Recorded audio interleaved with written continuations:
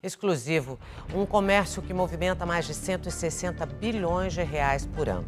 Roberto Cabrini investiga a venda de seres humanos e chega até uma testemunha importante. Estamos falando de uma mineira de 34 anos. Ela revela detalhes sobre a atuação de grupos criminosos no tráfico humano e também na prostituição em países da Europa, como Portugal. Essa é a nossa grande reportagem de hoje. A história da prisioneira sem grades.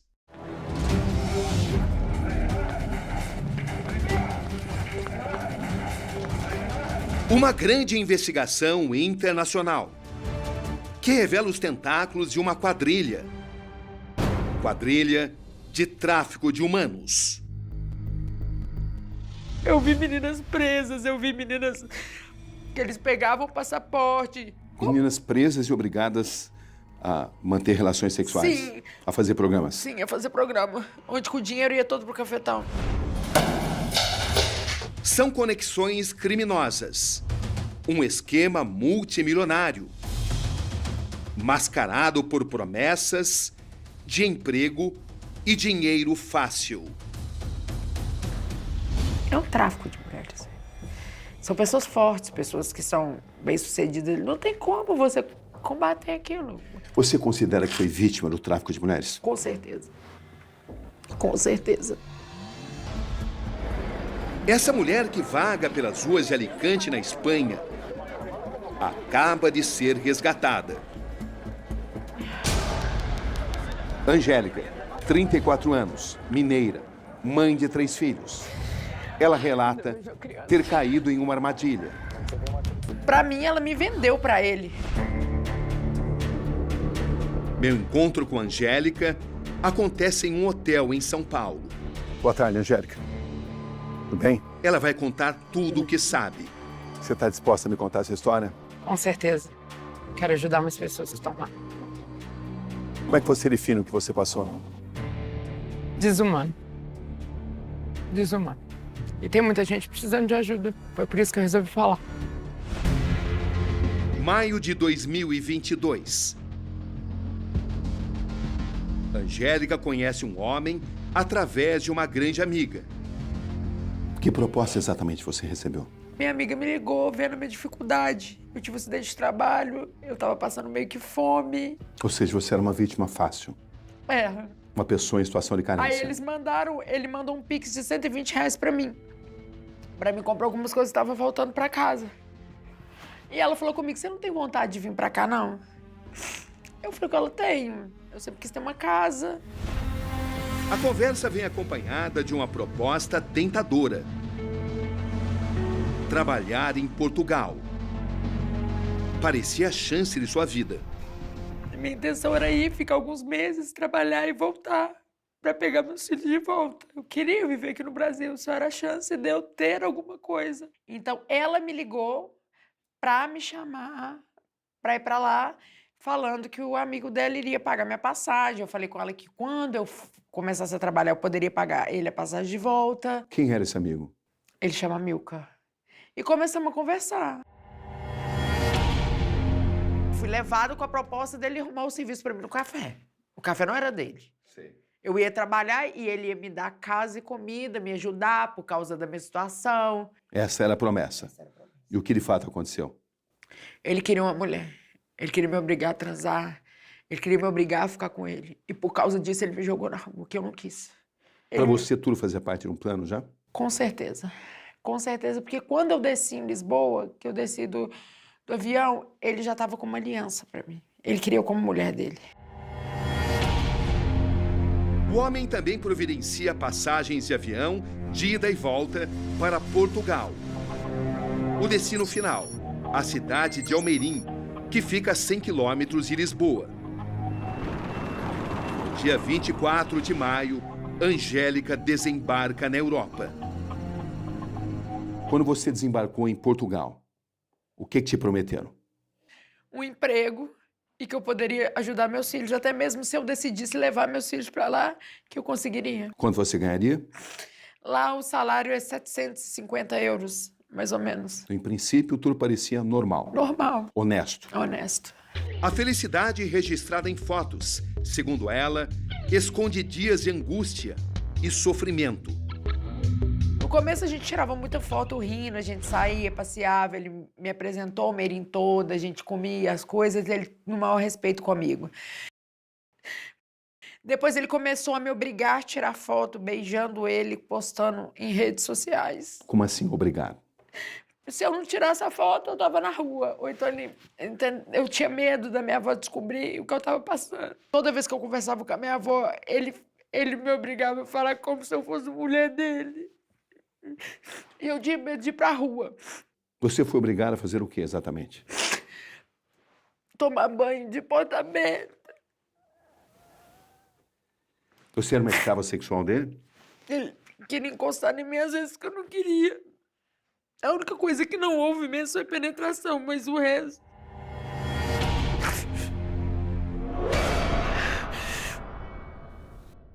E quando você começou a notar que estava sendo escravizada? Quando o meu dinheiro estava sumindo da minha bolsa, quando ele queria me obrigar a fazer as coisas com ele, sendo que eu fui pra lá deixando bem claro que eu ia como amiga, eu não ia ficar com ele. Em um país desconhecido, sem dinheiro, Angélica decide voltar para o Brasil. É quando descobre que o voo de volta está cancelado. Por que você não fugia para o Brasil? Porque eu não tinha, a passagem estava cancelada. Eu tentei, a passagem estava cancelada, eu não tinha R$1 para voltar e eu não tinha como pedir isso à minha avó, porque ela já estava aqui criando meus filhos. Uma tática muito comum de criminosos que exploram mulheres na Europa, como mostram essas mensagens que tivemos acesso. Aqui um homem que se passa por aliciador. Pede cotação para levar garotas brasileiras para trabalhar em uma boate na Espanha e deixa claro que a volta deve ser cancelada. Logo em seguida, recebe os valores. Uma prática proibida por lei em países da Europa, mas muito comum entre quadrilhas de tráfico humano. Para fugir dos supostos abusos e conseguir voltar ao Brasil, Angélica começa a trabalhar em bares da região.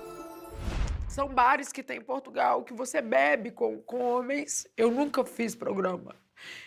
Toda casa que queria que eu fizesse programa, eu preferia ficar na rua, porque eu posso ser o que for, mas eu tive uma criação muito boa. Eu vi meninas presas, eu vi meninas que eles pegavam passaporte, que elas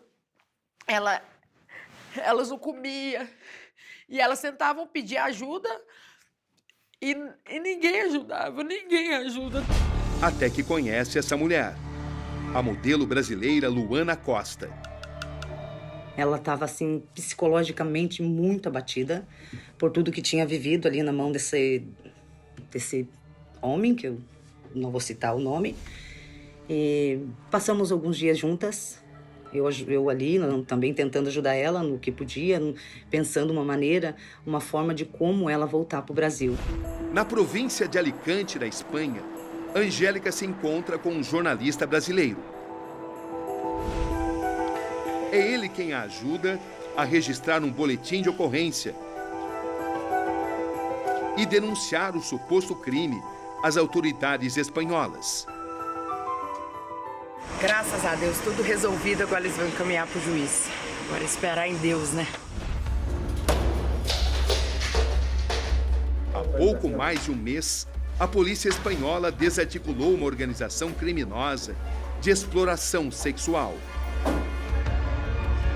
Na investigação espanhola, a polícia descobre que as vítimas, em sua maioria, são brasileiras.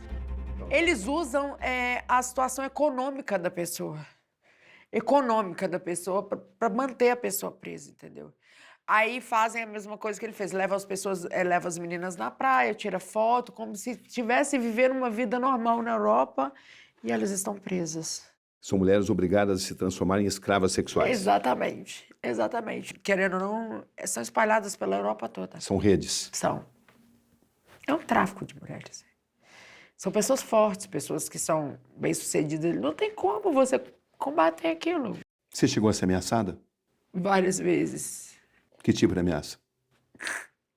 Que se eu contasse, as casas que eu passei, que eu ia morrer, que a minha família ia morrer. Tanto que eu não falei nem na polícia e nem vou falar os lugares que eu passei. Quem te falou isso? Porque eu tenho muito medo dos donos da casa. Esse era o maior temor de Angélica: se tornar uma prisioneira. Prisioneira sem grades. A história que se repete. Foi Deus. Foi Deus, essa menina que conhecia o Alex. E foi o Alex que fez tudo pra mim. Se não fosse o Alex, eu nem sei o que seria de mim. Como é que você conseguiu voltar ao Brasil?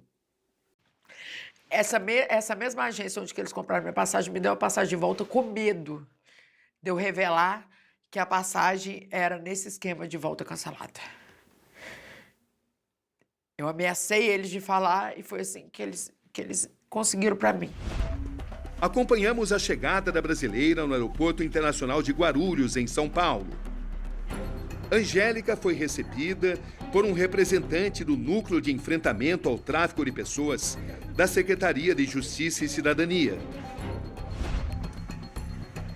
De São Paulo, Angélica segue direto para Belo Horizonte. O reencontro com o passado.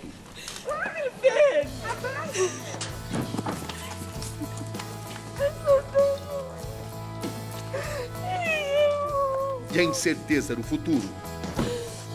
Nunca mais vou sair de perto de você, tá? Nunca mais. Tá vendo? Angélica vive longe dos filhos, em um pequeno apartamento. O aluguel é custeado por um amigo. Como é que foi para você voltar ao Brasil? A frustração de voltar pra casa pior do que você saiu. De olhar pro seu filho e não conseguir levar o seu filho no shopping, como o meu pequenininho me pediu pra levar. De não poder dormir com seus filhos, porque sua casa é o ovo. Porque foi aquilo ali que você conseguiu com a ajuda dos outros. De depender dos outros. Eles brincam com os sentimentos das pessoas. Eu tive sorte, cara, de estar aqui pra contar essa história, mas tem muita gente que não tem. Nesse momento, estamos tentando falar com Amílcar Gonçalves. Foi o responsável pela permanência de Angélica em Portugal. Alô? Boa tarde. Por favor, o Amílcar? Sim, sim. Foi você o responsável por levar a Angélica para Portugal? Sim, sim. Na conversa comigo, o português Amílcar Gonçalves nega que tenha mantido a brasileira Angélica de Lourdes Souza em condições de escravidão em Portugal. Não, isso é tudo mentira. Tudo. Tenho provas, eu arranjei 3 trabalhos. Ela nunca quis trabalhar. A Angélica queria vir para Portugal. Queria ter uma vida boa. Eu paguei a viagem para ela vir. Trouxe a Angélica para ter dinheiro para fazer vida com ela, para ter uma família com ela. A Angélica também disse que eu queria trazer os meninos para nós. Ela também disse que eu queria registrar os meninos em meu nome.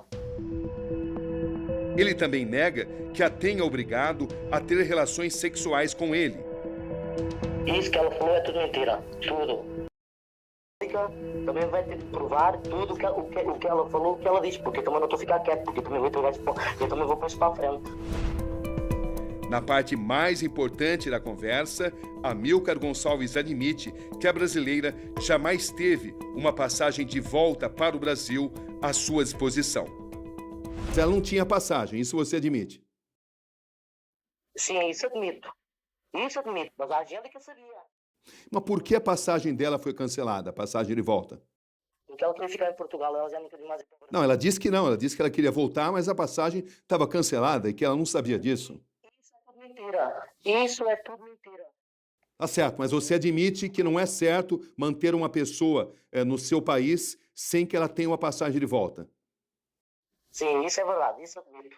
E por que o senhor decidiu levar uma brasileira para Portugal? Eu queria era uma companhia. Então eu vou mandar um vídeo, ela de um barzinho que a gente foi, que era um barzinho brasileiro, ela de uma festa que ela estava, ela pega o microfone, aquilo cheio de gente, e ela pede-me em casamento. Eu vou ligar isto tudo para o senhor ver. Eu sou brasileira, sou completamente apaixonada por um português, eu vim hoje aqui pedir ele em casamento.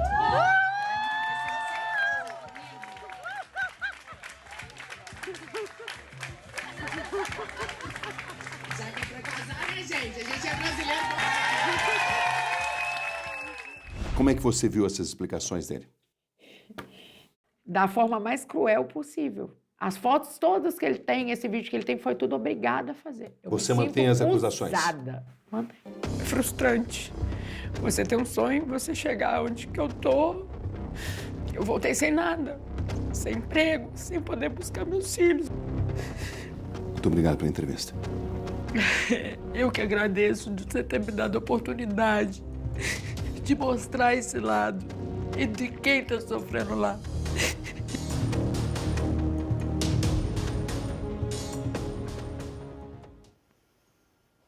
O Câmera Record, com Roberto Cabrini, todos os detalhes dessa história, é logo depois do nosso Domingo Espetacular.